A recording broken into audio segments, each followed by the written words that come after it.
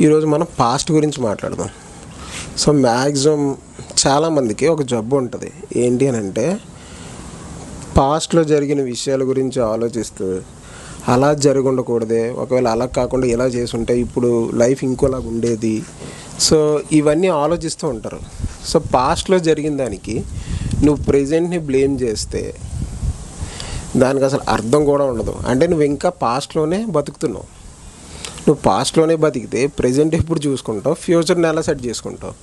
So నేనేం చెప్తాను అంటే, పాస్ట్లో జరిగిపోయిందని పక్కన పెట్టండి. సో నువ్వు పాస్ట్ గురించి ఆలోచించుకుంటూ ఉంటే పైసా ఉపయోగం ఉండదు.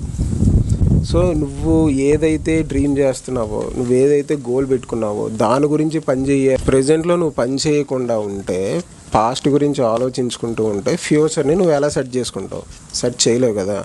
సో ఫ్యూచర్ని నువ్వు సెట్ చేయాలి అని అంటే పాస్ట్లో జరిగినవన్నీ వదిలేసి అవన్నీ లెసన్స్ కింద తీసుకో. జరిగిన మిస్టేక్స్ అన్నిటిని రిపీట్ చేయక.